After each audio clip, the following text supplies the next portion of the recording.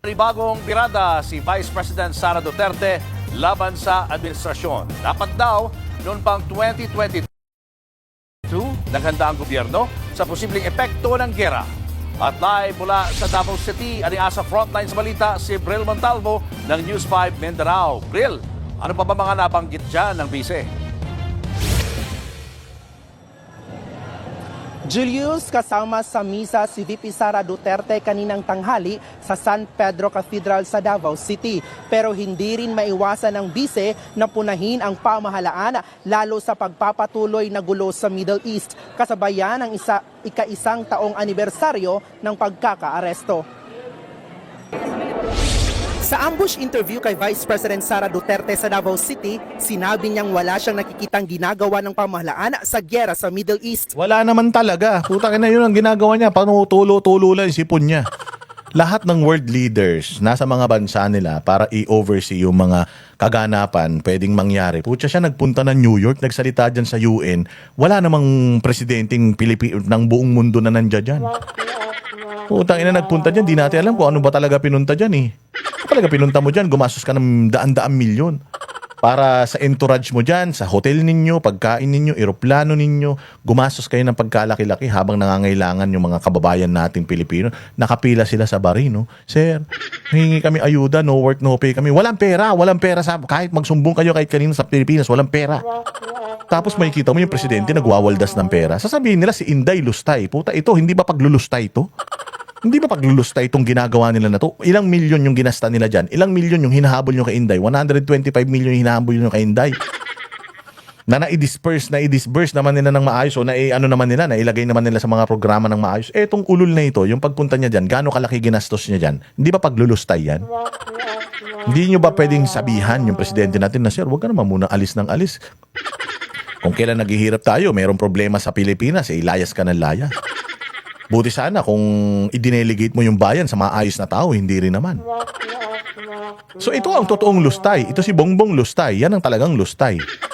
Nagsalita ka doon, nag-speech ka doon, tumulo-tulo pa isipon mo. Wala naman nakikinig sa'yo. Yung mga tao nag-uusap lang. Wala namang kwenta sa kanilang mga sinasabi. Paano? Alam nila karakas mo eh. Anak ng tinapay ka talaga. So ito ang klaro na paglulustay. O kailan ito babatikusin ng makabayan? Kailan ito babatikusin ng mga aktivista? Nagpunta sa Amerika kung kailan may krisis ang bayang Pilipinas. Sinasabihan nyo, magtipid tayo tapos nagpapa-fireworks display kayo dyan sa Malacanang. Magtipid tayo tapos ang dami-dami mong sinama, pati media, isinama mo dyan. Sino na naman nagbayad sa mga flight ng mga yan? O ito ang klarong panglulustay talaga. Ayon sa bise, dapat 2022 pa lang ay nakapaghanda na ang Pilipinas sa magiging epekto ng tensyon. Dapat noong 2022 pa lang, naghanda na ang pamahalaan na ito. Pero wala tayong nakikitang paghanda at wala tayong nakikita pagbibigay man lang ng solusyon sa mangyayaring problema sa susunod na mga buwan at sa susunod na taon. Yes, bakit 2022 yung sinabi ni Inday Sara? Because yun yung panahon na umupo sila. Si Pangulong Duterte kasi lagi siyang may plano. Sa lahat ng bagay lagi siyang may plano. At alam ni Pangulong Duterte kung ano ang priorities niya. Si Pangulong Duterte, priority kasi niya yung mga kababayan natin sa ibang bansa. Sabi nga niya, gusto ko nga na palaguin ang bayan natin para hindi na kayo kailangan magpunta dyan. Dito na kayo sa bayan, tapos tayo na lang ang kumuha ng mga banyaga na magtrabaho rito. Hindi yung tayo nagsusupply ng workforce dahil mga galing mga Pilipino eh. Yung talent ng Pilipino dapat pakinabangan ng Pilipinas eh. Hindi yung galing ng engineers natin, doktor, architects at kung ano-ano pa, mga skilled workers natin ang nakikinabang ibang bansa. Imbis na ekonomiya natin makinabang, hindi. So ibinabalik na lang yun sa pamamagitan ng remittances. Pero kung itong mga professionals na ito, itong mga bright minds na ito ng mga Pilipino, nandito sa Pilipinas at dito nila ina-apply yung kanilang katalinuhan at kagalingan, makikinabang tayo. So, dahil importante kay Pangulong Duterte ang mga Pilipino, meron siyang mga contingency plans, meron siyang plano if something happens. Di ba natatandaan ninyo ang daming mga deployment ban ni Pangulong Duterte dahil mas importante sa kanya buhay ng mga Pilipino, hindi mababoy dignidad natin. Di ba nag-impose siya ng deployment ban sa Middle East, di ba? Na kahit na magalit yung mga kababayan niya, importante sa kanya yung kapakanan na nakakarami yung maprotektahan niya. Pero si Pangulong Duterte, I'm pretty sure na if si Pangulong Duterte presidente ngayon, hindi yun papayag na sabi nga niya putang ina, kahit mang-agaw ako ng eroplano, magpapadala ako ng eroplano dyan para mapauwi ko lang kayo. O ngayon, si Bongbong, meron ba? Anong araw na ngayon? O, 12 na ng Marso, kailan pa nagsimula yan? Ang dami ng mga bansa, nagpapauwi na ng mga tao nila. Mantakin mo, Singapore, lumapit pa sa atin para, oy, may problema ba kayo? Putangin na ninyo. Yung eroplano namin doon, ang daming gusto sumakay na Pilipino, para sa mga Singaporean lang yun. Ang daming gusto sumakay na Pilipino, walang hiya kayo. Hindi nyo ba inaasikaso yung mga ano nyo doon? Mga kababayan nyo doon? Tulungan namin kayo. Kung gusto nyo tulong, mantakin mo, nag-aalok ng tulong. Bakit ka naman mag-aalok ng tulong kung alam mo may kapasidad itong bansa na ito? Nag-aalok ng tulong yung ibang bansa sa atin, lalo na yung Singapore. Kasi alam na Singapore, wala tayong kapasidad. Hindi ba nakakahiya yan sa sa mga loyalista? Kasi sabi nga, ba't mo ako tutulungan? Halimbawa ako, naglalakad ako dyan, bigyan mo akong pera. Kumain ka, putangin na mo, ba't mo bibigyan pagkain? May pagkain naman ako. May pera naman ako pangkain. Putangin na maliit mo ba ako? Di ba? Ganon. Mantakin mo tayo, gusto tayo limusan ng Singapore. Bakit? Kasi alam ng Singapore, walang kwenta yung pamumuno rito sa Pilipinas. Baka sabi ng mga Pilipino doon sa Singapore, puta malapit naman na Pilipinas, lalangoy na lang ako. Sakay mo na ako, kahit sa pakpak lang, makauwi lang ako. Ganun yung sinasabi ng mga Pilipino, kaya yung mga natin. So tama yung sinabi ni Inday Sara, wala silang plano sa mga susunod na buwan. If nag-escalate ito, wala silang plano. Sa gasolina, wala silang plano. Sa bigas, wala silang plano. Sa walang mga tahanan ng mga Pilipino, wala silang plano. Sa pagtaas ng presyo ng bilihin, wala silang plano. Meron lang silang plano kay Inday Sara kung paano siya patatalsikin. Yun lang ang plano nila. Ang plano nila politikal, kung paano na nakawin ng pera at saka kung paano ididiin ng mga Duterte para hindi na sila manalo sa eleksyon. Nandun lang plano nila, nakafocus lang doon. Pag tinanong mo sila, Sir, anong gagawin natin sa problema na to? Sir, anong gagawin natin sa ganyan? Wala. Pag-aaralan, pag-isipan, pagpaplanuhan, laging ganun. Tang-inan yan. Pati kawalan daw ng aksyon ng administrasyon sa mga sangkot sa flood control projects, wala. Mag-iisang taon na rin yan, ma'am, simula nung sinabi ng ni Pangulong Marcos na Natawa si Inday doon Dating Pangulo, hindi pa dating Pangulo yan, ikaw naman. Pangulo pa ngayon yan. Ikaw ang magiging susunod na Pangulo. Gets na namin yun, pero hindi dating Pangulo yan. mahiya naman kayo. Totoo naman, mahiya naman kayo, 1 taon na. Tangina, hanggang ngayon wala pa rin nakakulong. Hanggang ngayon si Bong Revilla pa lang yung nakakulong. Si Bong Revilla na walang kamalay-malay, natalo na nga nung eleksyon, putangina siya pa ang ginamit ng administrasyon para lang may masabi na may nakakulong. Nakakulong naman sila Diskaya. Putangina yung mga sila Diskaya. Sila nga ang magtuturo nung sino ang mga kawatan ng mga amo nila. Putya, sila ang kinulong. Samantalang yung mga tinuturo nilang mga amo nila, malaya. Yung mga tinuturo nilang mga amo nila, papunta-punta pa sa Amerika, pa speech, tumutulo pa yung sipon. Yung mga tinuturo nila ng mga amo nila, putya, andyan sa Congress. Ang sasarap ng mga buhay. Imbis na gumawa ng mga batas, nakapakipakinabang para sa Pilipinas, putang ina, walang ginagawa kundi ibagsak si Inday Sara. Mga hayop talaga. Mag-iisang taon na yan, hanggang ngayon wala pa rin nananagot sa flood control scandal. Dumalo si VP Sara sa misa kasama ang mga supporters para sa unang taon ng pagkakaaresto ni dating Pangulong Rodrigo Duterte.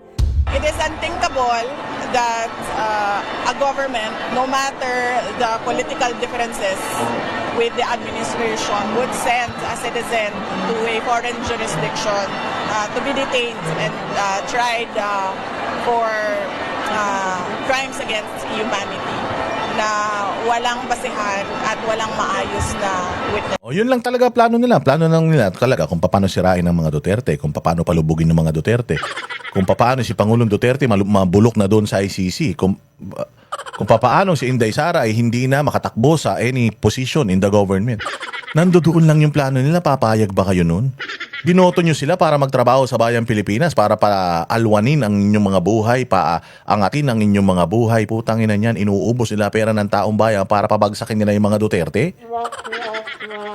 Himbis na ilagay nila yung pera ng taong bayan sa serbisyo, nilagay nila yung pera ng taong bayan sa political attack sa mga kalaban nila sa politika.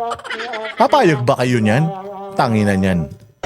Isang taon na sila galit at hindi humupa yung galit hanggang hindi mabalik dito sa Pilipinas si dating Pangulong Rodrigo. Patuloy daw na mag-a-apply ang kanilang kampo para sa interim release ng ama kahit papaulit-ulit itong madinay.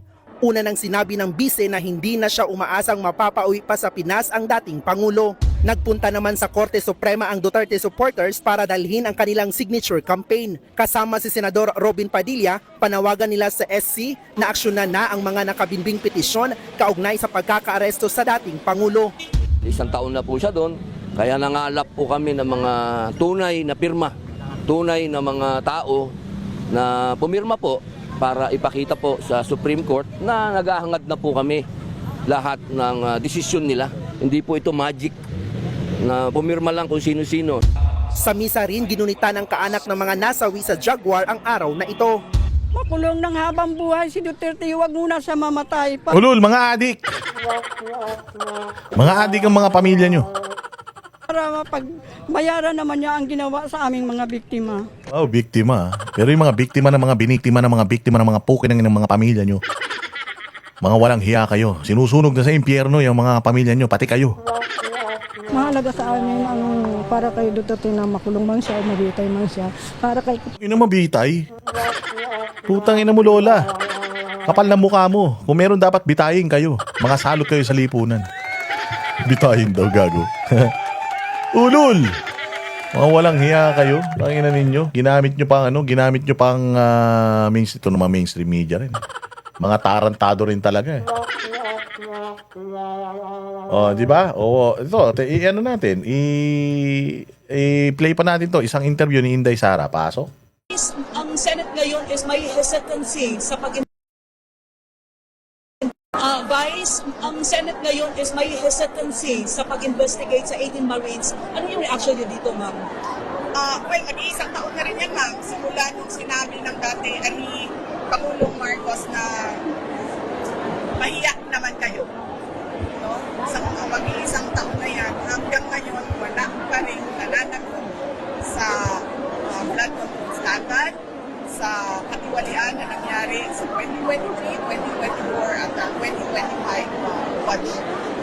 So, ano lang natin yan, itali natin yan tungkol sa nangyayari ngayon sa Middle East. Kung isang taon na itong corruption scandal na ito, na walang nananagot, at walang sinseridad ang administrasyon na investigahan at ipagulong ng ating mga ito sa scandal na yan, makikita din natin na wala silang gagawin dito sa problema natin na darating dahil sa giyera.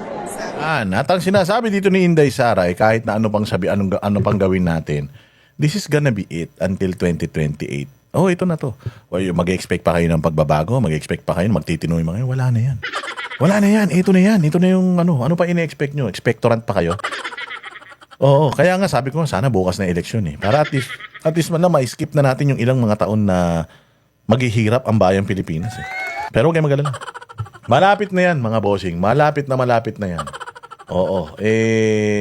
Pakinggan natin yung yung speech ni Inday Sara patungkol diyan sa isang taon na pagkabilanggo ng kanyang ama diyan sa ICC, yung ginawa nitong hayop na mga taga-gobyerno na to pangingidnap sa tatay niya. Anibersaryo na ng kademonyohan nila. Sabi ko sa inyo, delikado kayo.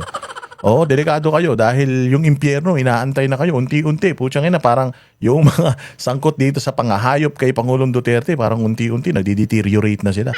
Nangangayayat na sila lahat. Pasok, Inday. Assalamualaikum warahmatullahi wabarakatuh. Madayaw, mayong adlaw kaninyong tanan. Magandang araw sa inyong lahat. Ngayong araw, ginugunita natin ang unang anibersaryo ng isang kaganapang sumubok sa ating demokrasya at sa mga prinsipyo ng due process at rule of law. Ang naganap na extraordinary rendition o kidnapping kay dating Pangulong Rodrigo Duterte ay isang seryosong paalala na ang batas ay hindi dapat ginagamit bilang sandata para sa politika o personal na interes. Ang pagyurak sa karapatan ng isang individual sa pamamagitan ng mga irregular na proseso ay hindi lamang pag-atake sa katarungan, ito ay hamon sa ating pambansang soberanya. Ang isang tunay na malayang bansa ay pinapatakbo ng sariling mga institusyon na malaya mula sa anumang panlabas na panghihimasok o dikta. Ang anibersaryong ito ay isang panawagan para sa ating lahat na manatiling mapagmatyag.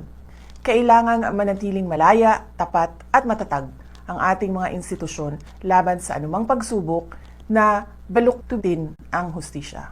Walang sino mang Pilipino ang dapat pagkakaitan ng proteksyon ng ating saligang batas. Sama-sama nating itaguyod ang isang Pilipinas kung saan ang batas ay kalasag ng katarungan at ang ating soberanya ay iginagalang ng lahat. Patuloy nating ipaglaban ang dangal ng ating bansa. Mahalin natin ang Pilipinas para sa Diyos sa bayan at sa bawat pamilyang Pilipino. Syukran. Yan. Napakalinaw. We've been harping this. We've been harping this since last year pa na ang bayang Pilipinas ay hindi dapat pinanghihimasukan ng ibang bansa. And itong nangyari kay Pangulong Duterte, isa ito sa pinakamatinding pagtataksil sa bayang Pilipinas. And I hope na mapanagot ang lahat, bawat isa, mula doon sa pinakamaliit na accomplice nila hanggang sa pinakamalaki, mapanagot dito sa katraidoran na ito na pagsuko sa isang kababayan natin, more so isang napakahusay na presidente, pagsuko sa kanya sa ibang lahi. At ngayon ay nandoon ni hindi alam nitong mga hayop na mga taga-ICC na ito kung papaano gumagana ang sistema dito sa Pilipinas. They are trying a Filipino ng ganun-ganun na lang na ang mga kababayan pa natin mismo ang nagkanuno sa kanya doon. Mga hayop talaga. Hindi tayo titigil. Sabi nga ni Inday Sara, bagamat alam niya na wala nang pag-asa yan, hindi pa rin sila hihinto sa mga petisyon, hindi pa rin sila hihinto sa pagnanais, gagawa ng mga legal na paraan para mapauwi rito si Pangulong Duterte. At tayo naman, hindi rin tayo hihinto sa pag-share, paglalike, panonood ng mga videos na araw-araw na pagpapaalala sa bawat isa kung gaano ka-traidor itong administrasyon ni Bongbong, ni Torre, ni Marbil, dalawang Rimulya.